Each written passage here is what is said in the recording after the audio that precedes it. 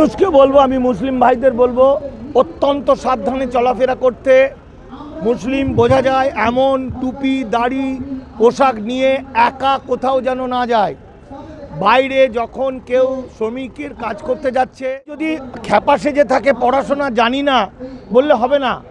RSS এর মূল বিষয়টাই হচ্ছে মন্দির মন্দির হিন্দু মুসলমান। এটা 1925 সাল থেকে তাদের ভারতবর্ষকে তথাকথিত হিন্দু রাষ্ট্র বা ব্রাহ্মণ রাষ্ট্র করার যে পরিকল্পনা, সে পরিকল্পনার একটা পার্ট কিভাবে করবে, এটা হিন্দু মুসলমান করে করব, দাঙ্গা লাগিয়ে করব।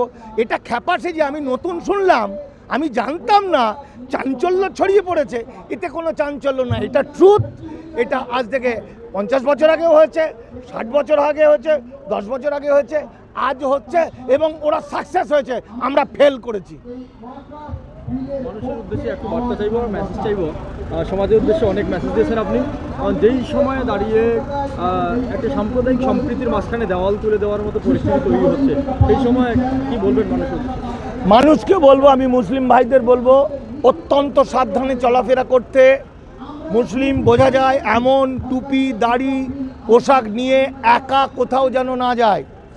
বাইরে যখন কেউ শ্রমিকের কাজ করতে যাচ্ছে, তারা যেন 1952 সালের ভোটার লিস্ট এবং সেই ভোটার লিস্টের কাগজ, বাবার ভোটার লিস্টের কাগজ এবং নিজের ভোটার কার্ড নিয়ে লোকাল থানায় গিয়ে একটা চিঠি দিয়ে দেয়। এটা মুসলিম ভাইদের বলবো। আর হিন্দু ভাইদের বলবো যে হিন্দু উদ্বাস্তুরা পুরোপুরি শেষ হয়ে গেছে, এখনও বাঁচার যেটুকু রাস্তা আছে ইউসিসি করে এবং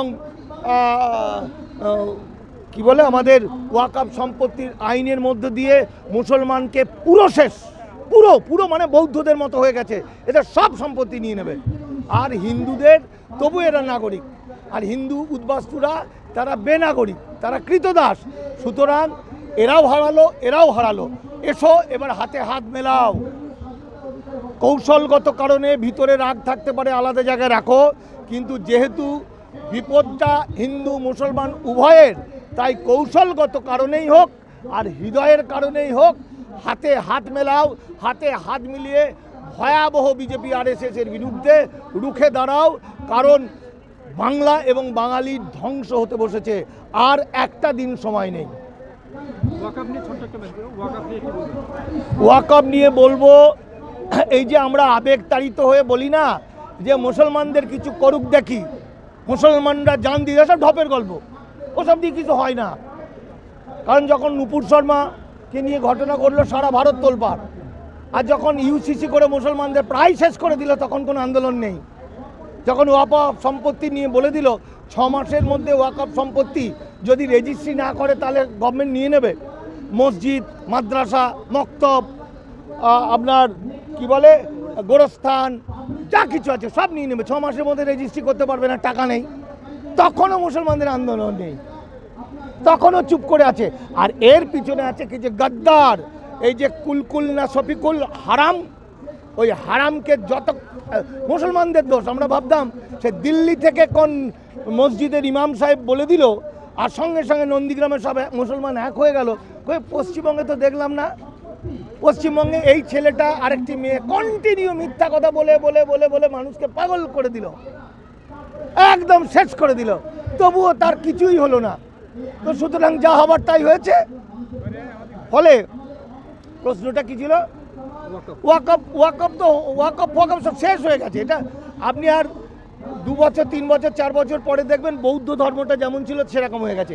ইউসিসি করে নামাজ আজান জাকাত রোজা প্রায় বাতিল হয়ে গেছে, বিয়ের আইন পাল্টে দিয়েছে, আত্মীয়দের মধ্যে আর বিয়ে করা যাবে না, মাস্তুত কীর্তত পিস্তুত। ধরুন আপনি বিয়ে করলেন, তো কি করবে না, যে সম্পত্তির অধিকার, সেই বাচ্চাটা অধিকার পাবে না, বিয়েটা ইলিগাল হয়ে যাচ্ছে। 1 2 নম্বর হচ্ছে আপনাদের গ্রামের, আমি তো তাজমহলের কথা বাদ দিন, তাজমহল আপনার লালকেল্লা ওগুলো তো অনেক বড় ব্যাপার, ওগুলো তো যাবেই। আপনার বাড়ির পাশের গোরস্থানটা যেখানে আপনার বাপ ঠাকুরদারা অনেকে শুয়ে আছেন, ঘুমিয়ে আছেন চিরনিদ্রায়, সেটা রক্ষা করতে পারবেন? সেটা আইনত চলে যাচ্ছে 6 মাসের মধ্যে রেজিস্টার করতে না পারলে। এবং তার মক্তব মাদ্রাসা যা আছে সব, এটাই হয়েছিল বৌদ্ধদের সঙ্গে ব্রাহ্মণ্যবাদীরা করেছিল। সেইটা হয়েছে। আমরা মুখ দিয়ে রক্ত তুলেও মুসলমানদের প্রস্তুত করতে পারিনি। মুসলমানদের মধ্যে কিছু দালাল আছে, আরএসএস বিজেপির দালাল, সেই দালালগুলোকে মুসলমানরা জানা সত্ত্বেও টাইট দিতে পারেনি, ফলে যা হবার তাই হয়ে গেছে। মুসলমানদের এই মুহূর্তে দাঁড়িয়ে কি করণীয় আপনার মতে? এই মুহূর্তে দাঁড়িয়ে কি করণীয়? মুসলিম পার্সোনাল ল বোর্ড কয়েকদিন আগে বললেন যে প্রতিটি মুসলমানকে জেলে যাওয়ার জন্য প্রস্তুত থাকতে হবে, কারণ এই আইনটা হওয়ার পর। কেন? আইনটা হয়ে গেলে তো গুলি করে দেবো আকাশের ওপর থেকে। তো আইনটা হওয়ার আগেই তো করার কথা ছিল, তাহলে ওই কথাটা বললো কেন? কেন আরশাদ মাদানি বলল আদম আর ঋষি মনু এক, এরকম একটা ভয়ঙ্কর নোংরা কথা? কেন মুসলমানরা পথে বেরোলো না? এটা আমাদের ভুল। কেন পথে বেরোলো না? কেন ইউসিসির বিরুদ্ধে মুসলমানরা আন্দোলন করেনি? কেন ওয়াকফ সম্পত্তি নিয়ে যখন শুরু হচ্ছে, যখন আমরা চিৎকার করছি, তখন আন্দোলন করেনি? এখন কি করে করবে? এখন যা হওয়ার তাই হয়ে গেছে। সুতরাং এখন আর মুসলমান হিন্দু বলে কিছু নাই, এখন বাংলা এবং বাঙালিকে বাঁচানোর জন্য হয়তো যুদ্ধ হওয়া অনিবার্য। বাংলার স্বাধীনতা ঘোষণা করবে, কারণ এই ভয়ঙ্কর অবস্থা কোনোদিন চলতে পারে না।